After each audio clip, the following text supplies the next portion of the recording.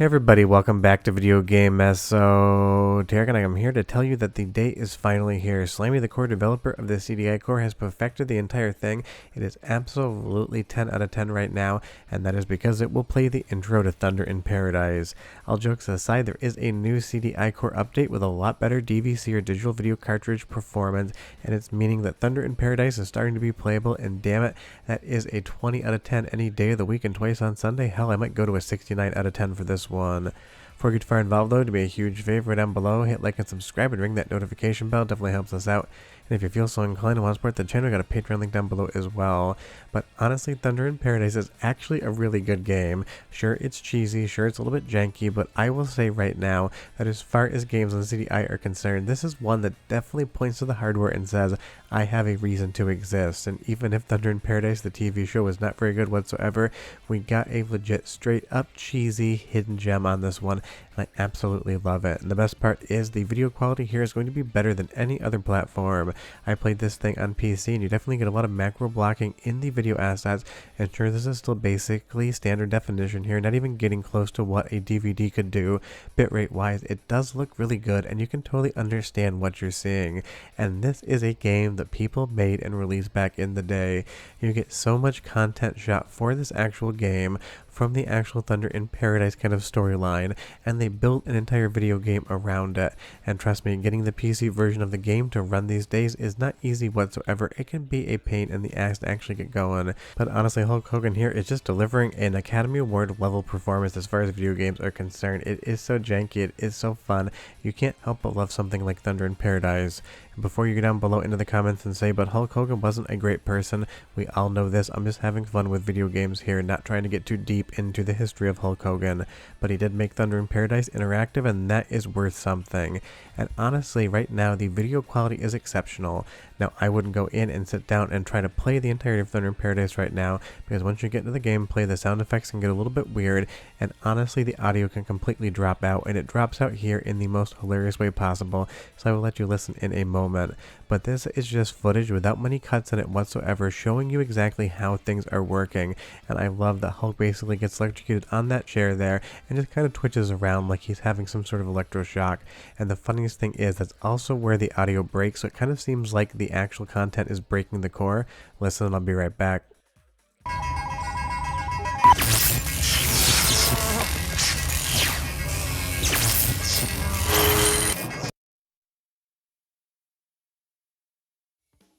No, I did not edit that. That's exactly where the audio stopped streaming in on the core. It's almost like that electroshock actually broke the MiSTer FPGA, but of course that is just a joke. Now, talking about more tangible improvements that don't involve Hulk Hogan or Terry Bollea acting it up in Thunder in Paradise, this is the intro to 7th Guest on the current core. This just looks like a recognizable version of a game and its FMV intro sequence here. So go ahead and take a look at this. Let's move back to the core just before this release, and you will see, even though it is running, we get a double image at the bottom of the screen, basically playing it twice except not actually animating any of the video, and that is where we came from. So it's one of those things. This core definitely is getting better, and stuff like the 7th Guest, stuff like Thunder in Paradise, that is why the CD-i really is worth it. Let's move over to Who Shot Johnny Rock. Definitely not a great game, but one that does utilize the digital video cartridge to its full extent, giving you actual content that looks like somebody was trying to make it as good as they could within the world of a video game, which is to say that none of the acting in other direction on any sort of FMV game from back in the day was ever going to rival TV or film, but they did as good of a job as they possibly could. And this one has a ton of voice acting, and you can tell the overall quality of the playback here on the core. So go ahead and listen to Who Shot Johnny Rock for about 45 seconds, and I'll be right back with more.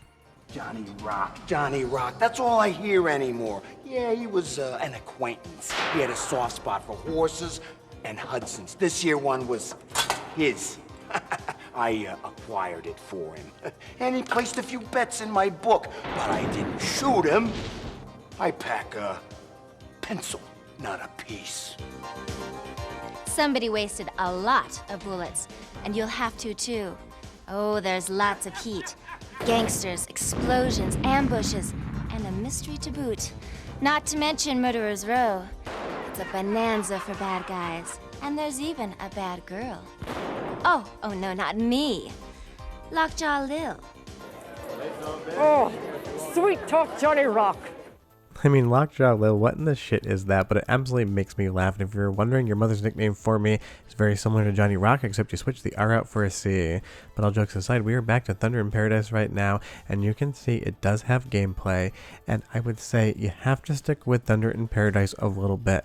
This initial scene right here can be slightly difficult because you're trying to navigate around the boat in 4 different directions with that heads-up display, shooting down all these missiles coming for you. This is where a lot of people actually lose the game, and I can assure you, once you get past this area, it opens up more and becomes a really fun light-gun gaming experience. Now, I'm not here to say that Thunder in Paradise is some sort of hidden gem that you're missing out on. It is absolutely an average game, but it is made that much better by how ridiculous the game truly is, with real acting from Hulk Hogan and other Hollywood actors, as well as just being the best version on CD-i. There is a reason for this hardware to exist. I get that Philips was not successful making this thing as a games console, but as far as video quality back in the day, before we got stuff like DVD on PlayStation 2 and otherwise, this was kind of the gold standard when it came to actual video quality, and I will show you in a few moments as well some actual video CDs running in the core.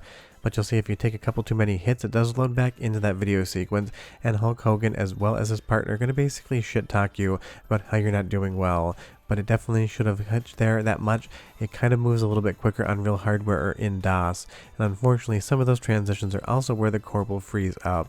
I know the title says that the CD-i core is now perfect, but that was in quotation marks. Obviously, there is still work from Slammy to be done to make this thing 100% of a CD-i, but anytime I can see Hulk Hogan and Thunder in Paradise on a core, even if it's not done, that is how I delineate perfect, just how happy it makes me. And it is one of those things, seeing Thunder in Paradise move, being able to play it just makes me put a smile on my face, and that it's worth its weight in gold as far as MiSTer FPGA is concerned. But you will see here, unfortunately, as we transition from one scene to the other, the core is going to freeze, and basically this game would need to be reloaded. This comes in, you get that snow, you get a little bit of shit talking here, and then the core is going to basically say, we're done, no more. Let's take a look at a VCD running in the core, and for no other reason than 1, it works, and 2, it's Wayne's World, although trust me, you're not going to see much content whatsoever, because they would nail my ass to the wall on flags if I actually tried to show you any scenes from the movie. But as far as the Paramount logo loading in, that works perfectly fine. It looks like it's a good quality, and I'm going to give you exactly 1 second of footage from Wayne's World, but trust me, I picked out the best 1 second of footage we could possibly have, so you can see this thing is going to be able to run some VCDs. Or if you want to learn how to use the broiler at Burger King, you can train yourself before you go in for your job interview on the CD-i. But unfortunately, the video corrupts the minute anything starts playing, and it corrupts in such a hilarious way. It kind of seems like a haunted, cursed Burger King training video, kind of like all of those haunted ROMs out there on cartridges that people talk about, except this time it is just haunted Burger King. Do not laugh, it might actually haunt you. But let's do one more soundtrack sample and basically one more voice acting sample, because there's so many hilarious games on the CD-i and so many hilarious games from this era where they tried like hell to make things look really fun. Like that explosion right there is legit straight up good, but the acting is over the top and ridiculous and a little bit smarmy. So go ahead and listen for 45 seconds or so, and I'll be right back with just a bit more. They call me Nasty Dad. It's like robbing and killing was something to be ashamed of. You know, I killed more than 50 bounty hunters just like you before I even knew it was against the law. Then, of course, there's El Loco. Crazy like a fox and twice as smart. In this cantina, the tequila always comes with a little trouble. Me! Okay, so straight up we have Lockjaw Lil, we have Nasty Dad, and we also have El Loco, and I'm wondering why they call him Nasty Dad. Kind of has a little bit of a weird vibe going on there, but that's just what happened back in the 90s. They weren't really good at writing stories for video games when it came to full motion video, and El Loco, maybe not the greatest thing in 2025, but it's part of the game. It's kind of played up for fun, so what can you really do? But trust me, for everything on CD-i that is Thunder in Paradise, there's something completely different. Like trying to make Nick Cage here in this little briefcase, it froze the core again, but it is a really fun kind of thing just to play around with. Now, of course, the CD-i isn't going to be some sort of hidden gem library, I always say that, but there is fun to be had. Something like Space Ace just seems to be working so long as you can get the inputs in time, and trust me, the inputs are very precise on this one, and big thanks to Andy D for helping with the capture, because I made him play Thunder in Paradise because I wanted him to have the same experience I've had before.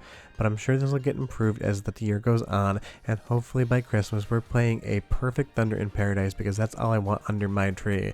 I want Hulk Hogan running away from explosions and shooting things up in paradise with a little bit of thunder mixed in. But we're done. If you want to grab the core, it's on MiSTer FPGA Discords, and I'll see you guys next time. Bye bye.